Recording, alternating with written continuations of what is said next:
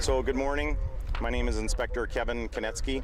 I'm part of the unified command response to the wildfires incidents in Fort McMurray.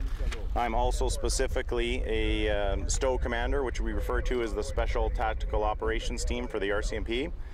We have been up in the area here in response to the incident since late Tuesday night until today, in which we're still here now and working in the community.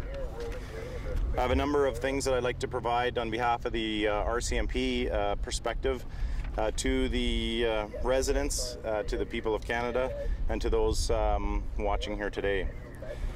We have a three-phase police response plan in conjunction with the Emergency Operations Center. The first phase includes assisting with the evacuation.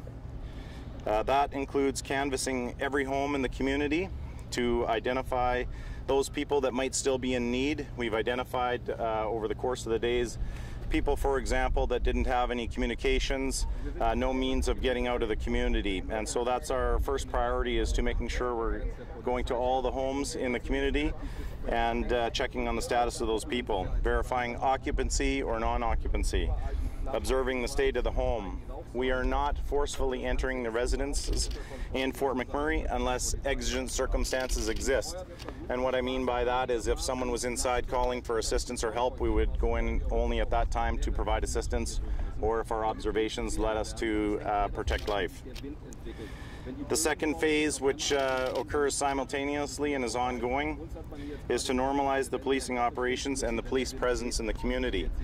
We've had a number of our officers here that were here engaged in this incident since the beginning, very tired, exhausted. Those members are being moved out of the community, and while we bring in other officers to provide that assistance.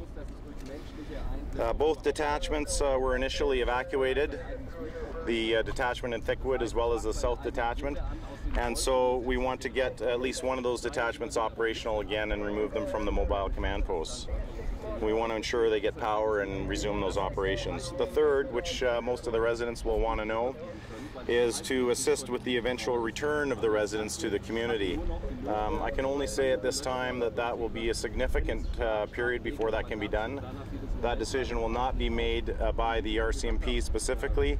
That will be a responsibility of the Emergency Operations Center, with many partner agencies contributing to that decision. So more information will have to come at a later date and time on that.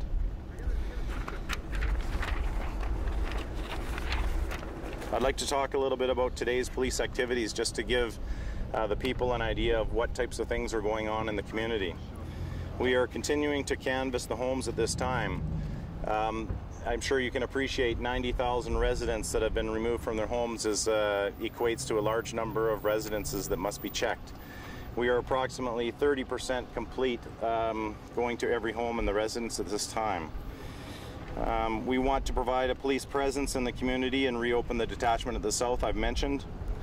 We are escorting vehicles from the north of Fort McMurray on Highway 63 to the south, as well as, you may be aware, escorting trucks from the south to the north that want to bring supplies to the communities in the north. As well, within the community itself, we are providing escorts to other needed agencies and contractors, support agencies such as ATCO, to make sure that they can get into the communities. Water lines may also be broken, and we're providing that assistance, escorts, to make sure, first of all, it's a safe area to go in and that they are escorted so that they can get their job done. Policing issues that we face in the community, people may be interested to understand, is fire and smoke. Visibility at times is less than 30 feet. I can even tell you personally, driving to my accommodations last night, barely being able to see in front of the car.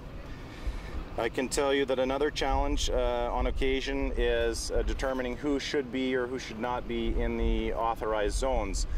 And so we are talking to people, looking for anything that might be out of the ordinary.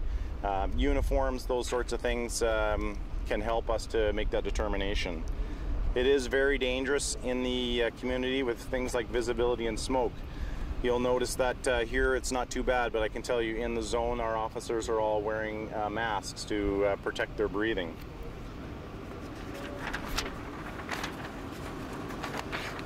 Some police observations, again, this is from the police perspective, recognizing that we are simply only one part of the bigger picture, one part of the bigger response by any number of contractors and emergency services that are here to aid in the community.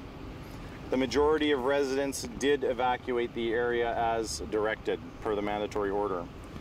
Many houses have burned, especially on the west side of Fort McMurray, the southwest neighborhood, the south, and some to the north. Where we see that the trees have come up to the houses, that's where we're seeing most of the burned houses. And I would suggest probably fire services will be able to provide you with a better update than that. We are seeing, as we're canvassing the house, we're seeing significant signs of water and smoke damage, and in many cases there is not power to many parts of the community. We are also seeing a few cases at this time of unlawful entry into the secure zone and some properties. I know there's been some indication of looting and that sort of thing. We are definitely not seeing people running around with televisions and carrying them out of the area. We are dealing with some of the incidents that we are seeing, investigating those. As you know, one individual was arrested for a property crime by our police dog service yesterday. But crime is not rampant in the community. In fact, I'm here to tell you that from a police perspective, we're very pleased with the people overall that are in the community, and generally everyone is here to help and to get people back into the community and restore this community. In the cases where we are finding property crimes, these will be documented and investigated and followed up by the detachment personnel as we move forward and continue to make our first priority getting around to making sure that everybody is safe and can have the help that they need. I want to say before taking a few questions, it's important for us to say, as being part of that bigger picture, thank you to the many emergency services that are here, also to the contractors and to the agencies, even as simple as having someone that can repair a tire for one of their emergency services vehicles. We can't do that without them. I want to thank, on behalf of the organization and the Emergency Operations Center, the public generally, the support where possible on the satellite TVs. We are watching the great amount of support that is being provided by everybody in this. I want to thank the media for getting the information out to everybody as best you can. There's a lot of questions, as we know historically, when we see in the Slave Lake fires, people have questions. Thank you for the work that you do. And most importantly, on behalf of the RCMP, the Emergency Operations Center, we want to thank the residents. The vast majority of people are very understanding. We thank them for their patience. This will be a significant amount of time. This is a significant undertaking, to say the least, and so thank you to them. I will now take questions. We're hearing that there are some people in camps up north that want to leave and have been told by their employers they can't. They're concerned about their safety. Is that a situation you're looking into? I can't speak to what individual companies might be telling their employees. However, as you know today, we are telling people where we can get them through where it's safe. We are certainly providing that escort where it's possible, but I can't speak to the companies themselves. Are you able to escort people out today, or is the smoke, give us a sense of the smoke north of the city? North of the city is quite bad, so for example, we are staying in our accommodations north of the city. The smoke is very bad up there. We understand that the winds may change to the north. Again, another representative from the Emergency Operations Center may be better able to provide you that information. However, it is very smoky on the north side. But you are continuing with the convoys today? On a case-by-case basis, we're assessing it all the time, but we are providing the escorts where we can. Can you explain how that assessment works? I guess, you know, some people were expecting intervals every 20 minutes or something like that. Given that it's touch and go, how many people approximately have you had out right now, and what are kind of the minute-to-minute decisions that are being made? I believe yesterday there was probably anywhere between 1,500 and 1,700 vehicles that were put through. In far as a time, it changes moment to moment. So these are decisions that are being made by the Emergency Emergency Operations Center, and so they're very fluid. I'm not able to provide you any specific times on how that's occurring, but where possible, we want to help people. We want to get them to other locations where there are going to be better provisions. Are there queues waiting? Are there, like you had yesterday, you had queues? Do you have that today? Are there queues on the north side? That's where I came from this morning, for example. I maybe would say there might have been 50 or 60 cars in line this morning. Not a great number at all. But you folks are doing a great job of getting the information out to everybody to let them know when it's open and when it's not. And but we're not seeing the numbers that we saw yesterday. But still, there are some people up there that need to get south. When you're going door to door, are you finding people in their homes? Yes, we are finding people in his homes. Yesterday, we found a family of 5. Yesterday evening, there was another individual that was found in his home, was taken out. He just didn't have cell abilities or any means of getting out of the community. So we are finding the numbers are not great, but yet they still exist and are out there. And obviously, we're concerned about their health with the amount of smoke that's in the community as well. And so we're doing whatever we can to get them out as quickly as we can. Is there any generally people unable to leave? I'll just take your question, sorry. Is it generally people that are refusing to leave? Or we see that in every disaster, right? Yeah. Or is it people that are unable to leave? Can you generalize? There are very few cases of people refusing to leave. The vast majority of people that we come across want to leave, just didn't have the means to get out, and so we're providing that assistance to them. I'll take your question. People who want to get back up there and see their property. There are tens of thousands of them. Well, we tell them exactly why we're here right now. I'm here to tell you firsthand, having been here since since Tuesday as part of the Special Tactical Operations team. Ourselves, we were pushed back out of the community by the fires. It's very dangerous. You can see the smoke behind us. The smoke is very thick there, and so it's just not a situation that's safe for anybody. We're even for us, we want to make sure that we have the proper equipment and we're in there. We're coordinating. If people were to come in at this point in time, I think it would hamper the response, our ability to make it safe, because then we're now having to deal with those issues as opposed to allowing us just to do our work, all of the agencies involved, to make this community safe as best we can and return it back to the residents. You mentioned that the fire is pushing up north. I'm sorry, I'll just take your question. What does it look like up there? What does it look like? There are many areas that are burned.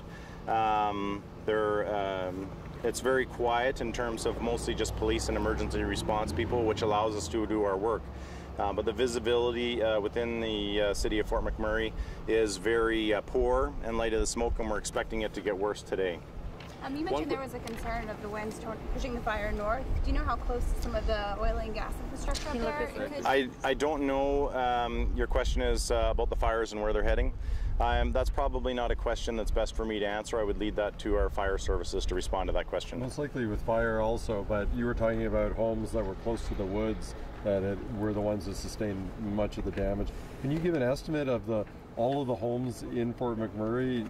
Are we seeing 20%, 30%, 40%? Or what are we looking at? I can't answer that at this time. We're still in the process of compiling all that information. So just on the canvassing alone, we have about 120 officers that are moving through the community and bringing that information into it in the form of a canvas sheet. That information is all being collated and collected, so it'll be probably a few days before we'll be able to provide more comment on that.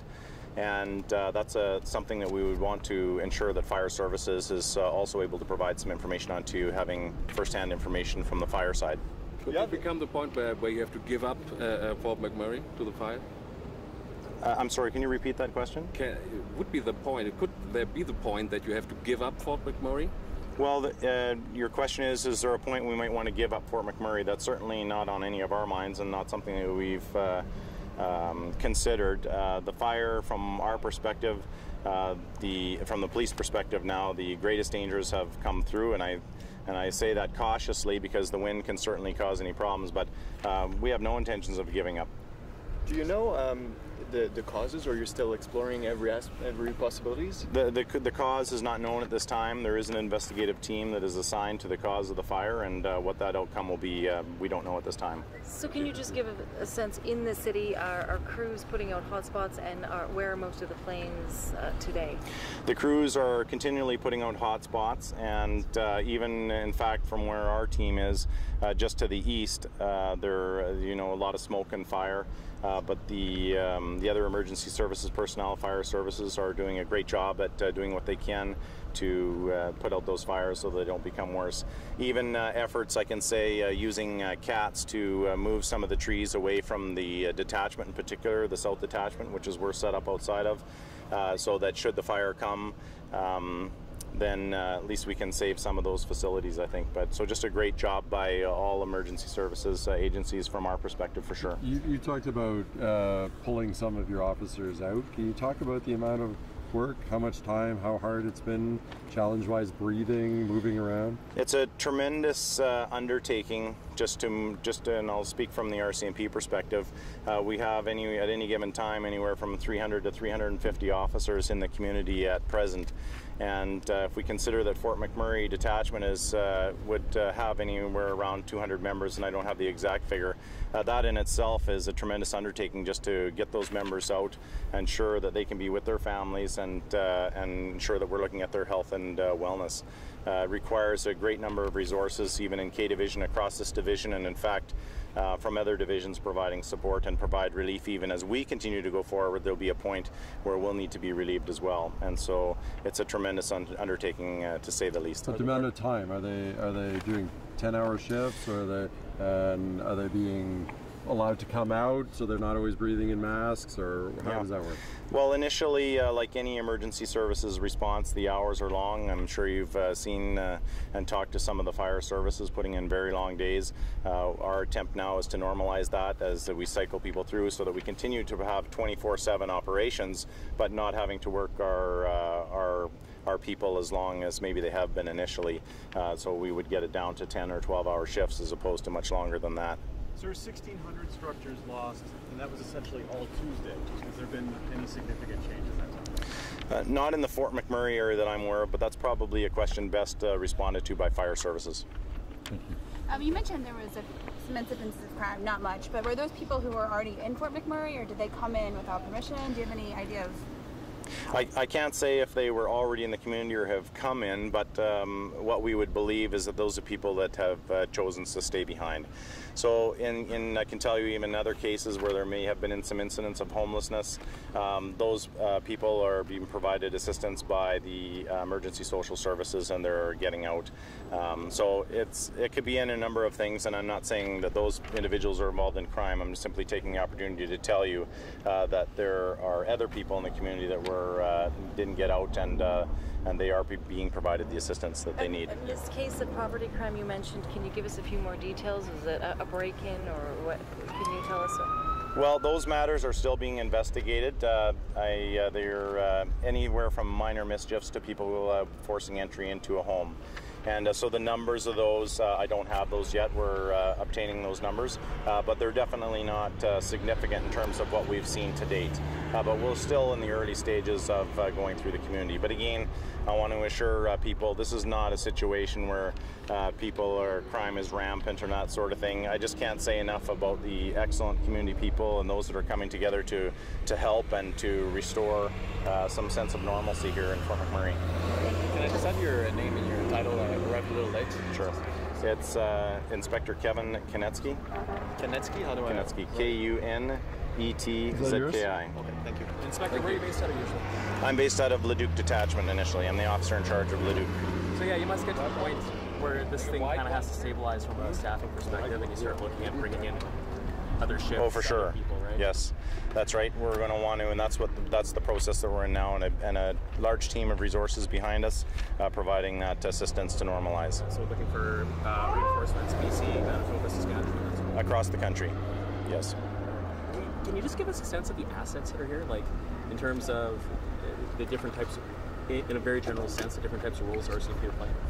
Well, the RCMP would have the role of the preservation of life, and then establishing the police presence back in the community would be the two primary roles. Again, the third role then will be to help assist in bringing residents back to the community eventually. That will be some period of time. Thank you. You're welcome. Okay. Thank you, everybody, for your support. Thanks for coming out, guys. Your early update really helps us with the deadlines on Saturday. Okay, thank you.